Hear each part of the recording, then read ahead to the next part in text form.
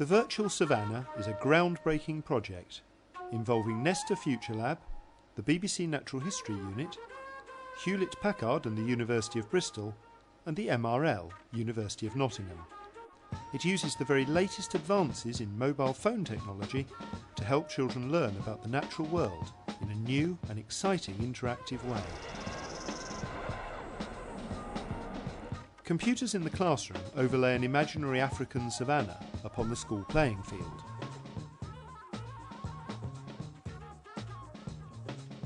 The location of each player is monitored by global positioning, and text, sounds and images are picked up by the children. You're going to be a pride of lions, but I want you to forget about all the Disney films that you've seen. Forget your names, forget Simba, okay? The savannah is a dangerous place. The main challenge is that you're going to spend a year on the savannah as a pride of lions. Okay, what we're going to do in just a moment is we're going to watch a piece of video. This is going to show you what life is like on the savannah. But do take note, because some of the things you're going to see you'll need to remember when you go outside. When it comes to catching food, it's the females in the pride that do all the work. They hunt together, helping each other to ambush and chase the prey. What we were able to bring to Savannah was our experience as programme makers to help create a game using content from the BBC archive.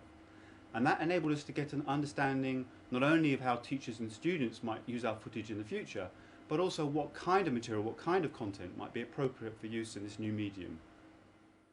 Videos, books and the internet are all available for the children to find out about how lions live, but it's up to them to decide which resources they use.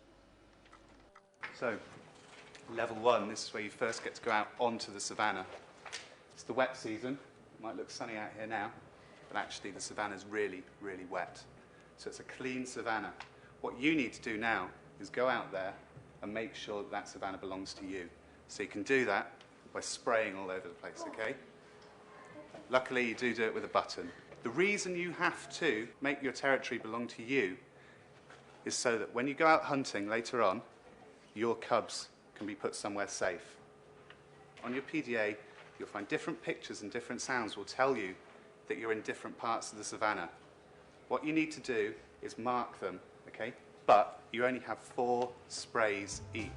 Okay, so try and cover as much land as you can and spray as much as you can.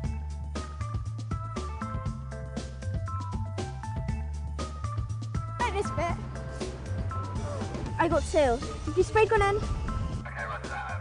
Back in the classroom, the technical experts can see the players' movements and the decisions they're making. These are displayed on a smart board, and when a player decides to spray a habitat, that area pops up on the board. Don't be shy.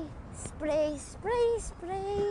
I've only got 1 spray left. What we're trying to do is to create a game that's sufficiently compelling so that the first time they go out, they have a go, they're excited, they're interested in doing that, and they fail horribly. So it's in their interest to come back in, to do the research, to find things out so that the next time they can go out and play a lot better. One of the most interesting things about Savannah is the way that you do go out into the field and experience something, and then you come back and use a completely different interface to kind of reflect on what you did. And that feels to me like probably quite a fundamental idea to the way that kind of location-based experiences could work. That's a tree. That's the tree. What's that? So you can't see the ones that you've not scented. Virtual Savannah is different from learning in a conventional classroom in that it offers children, firstly, the opportunity to take control of their own learning. Secondly, it offers them the opportunity to learn while they're outside, while they're moving around. And a lot of children don't learn best when they're sitting at a computer screen in a stationary position. The next stage of the game is level 2, where players become lionesses and have to go out onto the virtual savannah to hunt. I got level 1, 2, 3, attack. Come on, come on, come on, lion, come on. Attack! Attack failed. Just run away from it. Each player's energy level is shown on a meter with thirst and hunger indicators. These turn from green to red as energy levels fall, telling the players they must eat and drink to stay alive.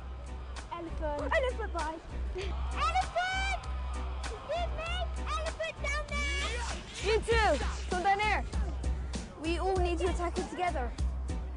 Oh, you are dangerously hungry. 3, 2, 1, attack. Oh, your attack fails. 1.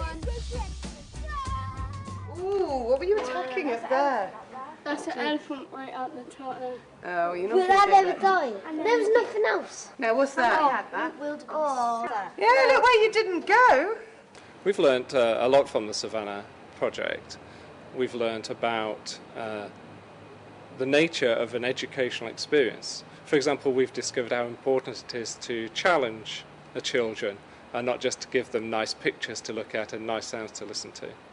We've learnt how important it is to have periods of reflection embedded in the experience so they have a time to consider what's been going on. We've learnt something about how very simple mechanisms like a little bit of audio and still images can transport people to a virtual world even when they're walking around a very familiar football pitch. The thing I learned was that when you try to explore, you need to go in a pride because you need all the help you can get to do something. I thought it was pretty cool actually, being a lion, because it was a new experience. My biggest surprise was when everybody tried attacking the elephant and we still could defeat it. It was a lot better than reading a book about it because you actually felt that you were actually being a lion.